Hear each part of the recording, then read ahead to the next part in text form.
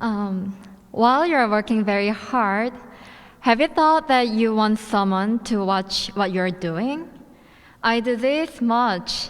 I want to prove by making them watch how I make effort for this work. Especially, this desire to be watched by other people gets stronger when I feel that I'm not compensated properly. Only will God know, not other people. God knows.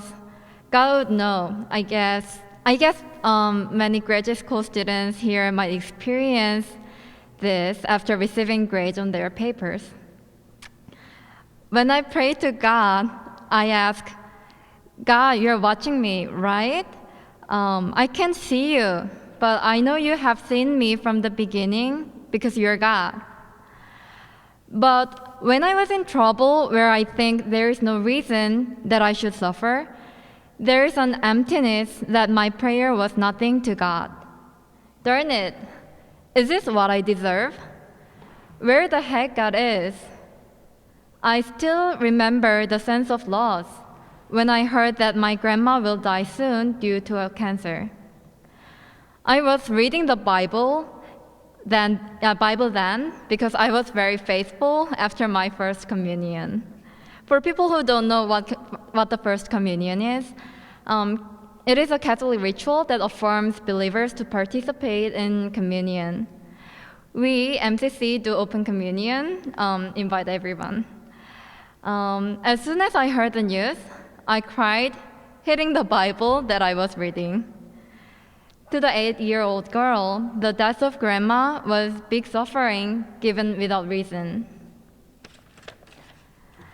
I guess there are numerous cases like this, other than the loss of a close family. Anyone who believes in God encounters a few times in their lives to ask God whether it is this that you think I deserve. Bible also considers this experience of suffering, which occurs to innocent people. Job, the book of Job is the most known book for this. In fact, the sin to God and following punishment is the main discourse throughout the Hebrew Bible, except wisdom books, which are Job, Psalms, Ecclesiastes. These 3 books have a topic that Christian theologians call theodicy: why bad things happen to good people.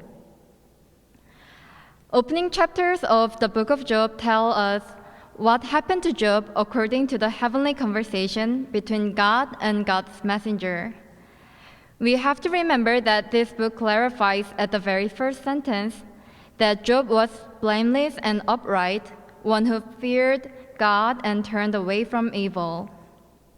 All of a sudden, the messenger of God makes a bet with God to see whether Job falls away from God if he loses all his property, reputation, and family. God says, yes. To this bet, betraying our expectation. Whenever I read this part, I'm like, please don't give a shit to that suggestion, God, please. God takes his blessing away from Job. Gangs still heal his oxen and donkeys, and a windstorm kills his children. Job becomes deprived of his health. Job starts to complain to God after his friend visits him to comfort him. As Job complains to God, Job's friends criticize him for blasphemy. Today's reading, Job chapter 7, has been regarded one of Job's complaining speech to God. The main point of Job's complaint is God's extra attention to Job. Job knows that he is not the one who is responsible for this adversity. As a result, he assumes that God found Job's tiny wrongdoing by extra surveillance. Although Job does not think this assumption is true. Job feels that God sticks his eyes on Job, who is valueless to God, to do that. He complains that God makes him so much that takes him as a target. Job even mocks God that God will not see him when he becomes dust after his death. This sarcastic mockery is a result of Job's friend teaching on God, saying that God knows each human's deeds and punishes people who have committed sin. So Job must be sinful. To Job, who is innocent, this teaching is absurd and enough to become skeptic on God's omnipotence. However, we remember that Job is righteous and his suffering was begun by random bet between God and God's messenger. Job's complaint seems to doubt God's ability of knowing every human's deeds. However, he still believes God's omnipotence and Job himself's innocence at the same time. We can see how Job is desperate for God's proper attention through which God would find him innocent. Several verses throughout the book indicate that Job's longing to be watched by God properly. For example, Job wants God to test himself and see Job's godlike feature in chapter 23. Job wants to prove his innocence in a court. He wants to appeal for God's conviction on him.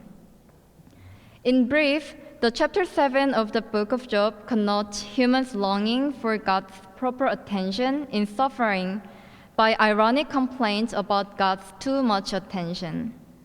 This theme is foretold at the beginning of the chapter 7.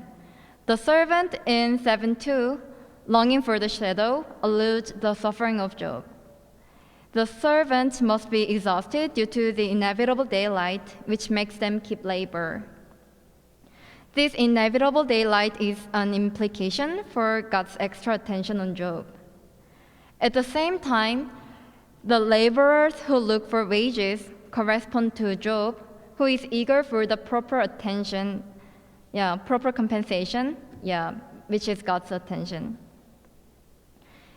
Then, does Job receive the proper attention that he wants?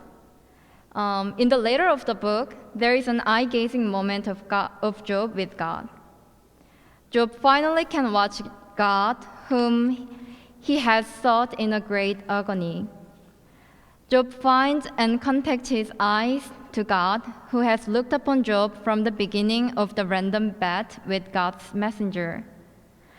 God clarifies that Job is innocent and Job's friends are wrong in saying that Job is in charge of his suffering.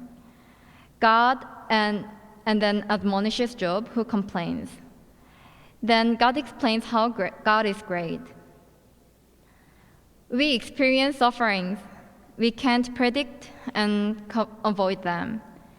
Then how can we keep our faith in God in the midst of suffering?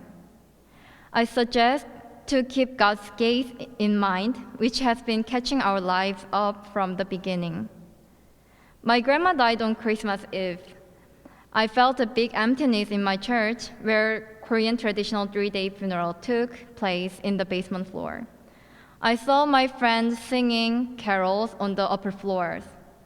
I used to blame myself about my grandma's death, but no one thinks that the 8-year-old girl is in charge of her grandma's cancer. I still miss her, thinking of her warm and full of love gaze on me.